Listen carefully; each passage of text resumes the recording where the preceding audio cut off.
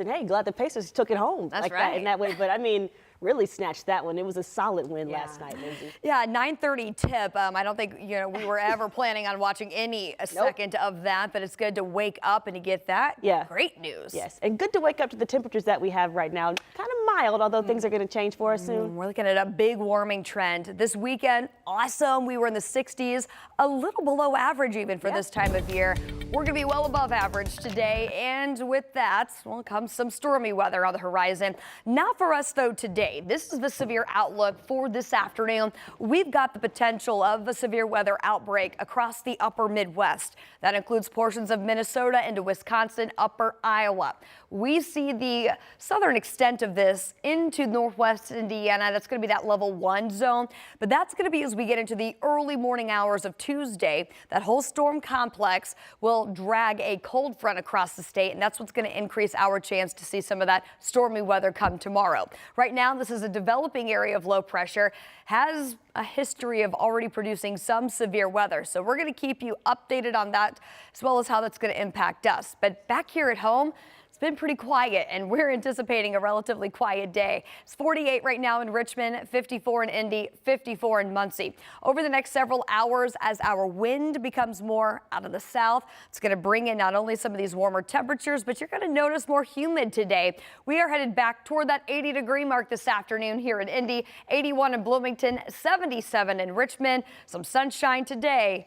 Looking at that level 2 severe risk for tomorrow. We'll get you updated on the latest timeline in the full forecast. Do want to take you out to the traffic center this morning and keep you updated on some lane restrictions that are still ongoing on the south side of town. This is going to be 465 at US 31. We had 3 travel lanes in both directions blocked over the weekend on 465 between 65 and Harding Street. Still have some lane restrictions in place this morning. And this is actually 465 eastbound, by the way. These are the westbound lanes. So this is right there at US 31. Still have some lanes that are restricted as they continue with some of that overnight and over the weekend construction work. This was expected to reopen by 6 a.m. So hopefully we can get everything back operating smoothly here soon. This is Harding Street at 465, where a lot of those lane restrictions started. As of right now, not causing any delay, so that's some good news, but we'll keep an eye on it, let you know when all those lanes reopen.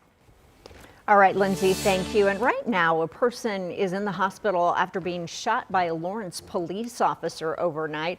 This is a look at the scene there. And now we're working to learn more about what led up to this officer-involved shooting. So we also would like an update on how the person that was shot is doing. Let's get to Matthew Foltz, who has been following this story outside of the Lawrence Police Department. What can you tell us about the investigation, Matthew? Well, Julie and Jalea, we still have so many questions left into this investigation. One of the big ones is why officers here in Lawrence really shot that suspect. We do know that person is recovering at the hospital and being treated at the hospital this morning. But I want to show you again what the scene looked like last night. As Lawrence police tell us, this shooting happened shortly before 9 p.m. They say they were called to the intersection of 46th and Richard Avenue for someone armed with a gun. At some point while they were responding, officers say they shot the suspect. That person was later transported to the hospital.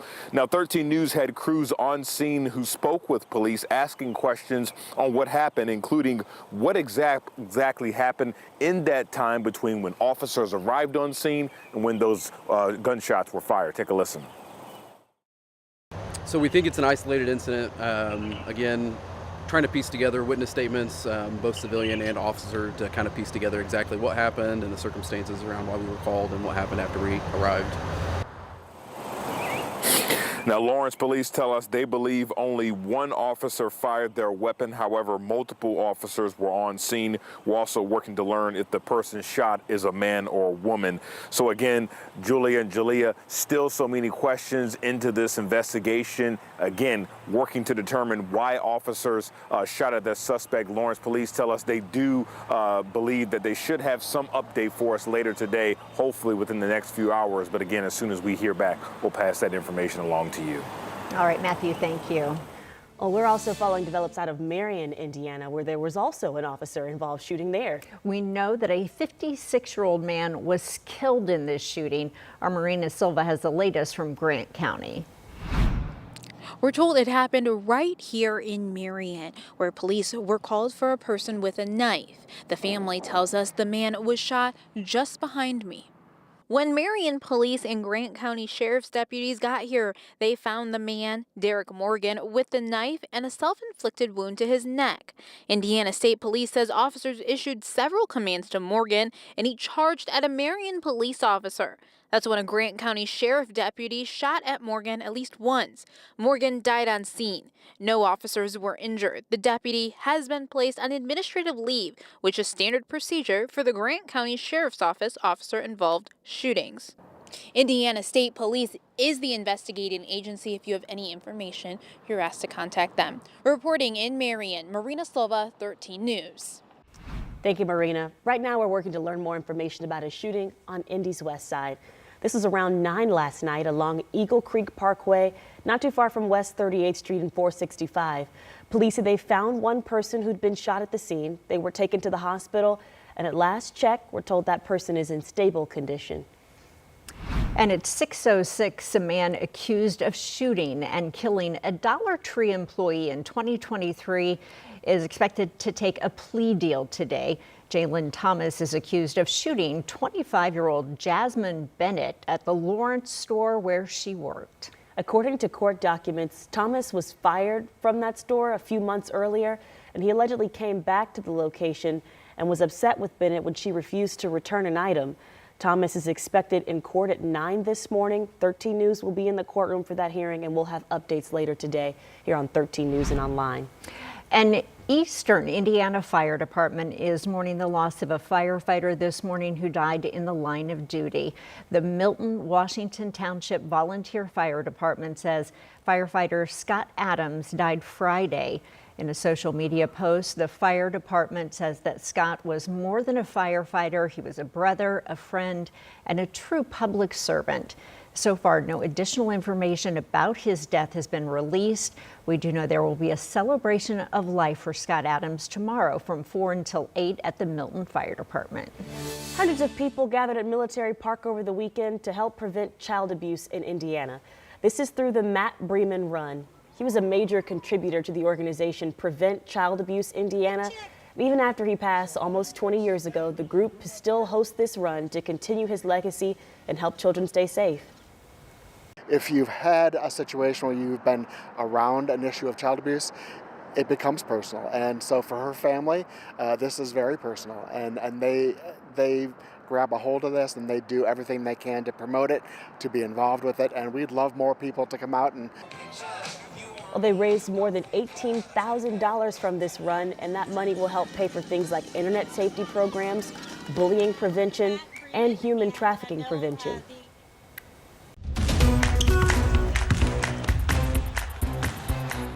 Well, time to get fired up for the Indiana Fever. We are very close to tip-off for the preseason for the WNBA. Caitlin Clark, Aaliyah Boston, and a revamped Fever roster took to the court for the first day of training camp yesterday, and our Dominic Miranda was there.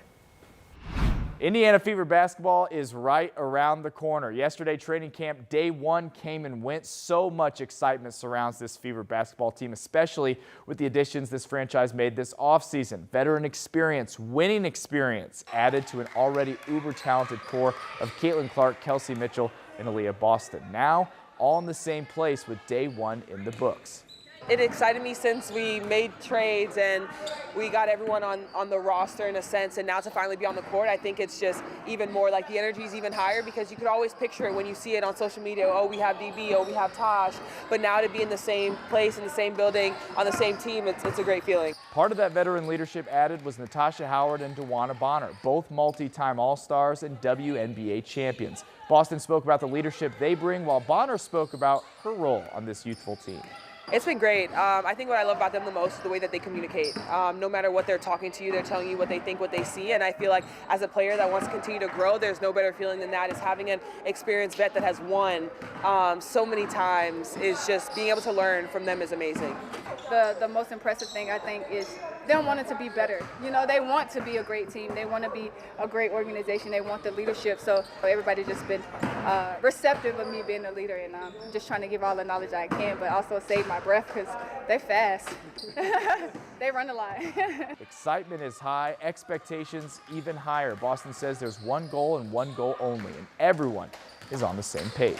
I don't think the expectations has changed for the Fever. I think it's about winning, being able to be the top of the league, come home with that ring. I feel like every year you go into a new season, that is your expectation. And so that hasn't really changed, but I think obviously having the staff, a new staff, and obviously new faces, it's like everyone knows what that expectation, everyone knows that this is what we're coming in to do. And so once again, it makes the practices so much easier because you know what you're competing for. We're just days away from the Fever's first preseason action. Later on today, you'll hear from Caitlin Clark, Kelsey Mitchell, and head coach Stephanie White as Fever training camp continues, marching ahead to the regular season. For 13 Sports, I'm Dominic Miranda. Thank you, Dom. And once again, WTHR is your local TV home of the Indiana Fever. We are airing 18 games right here on Channel 13 and on MeTV, WALV. You can find the full schedule when you scan this QR code on your screen. That'll take you right to WTHR.com/fever. Good morning, Lindsay. All right, we're talking some changes as we go through today. Going to be a dry one, warmer, but that's going to set the scene for this cold front when it moves in tomorrow. Going to prompt a line of some scattered storms. Some storms could be on the strong to severe side. We're going to walk you through this timeline as well as the latest from the Storm Prediction Center coming up in the full forecast.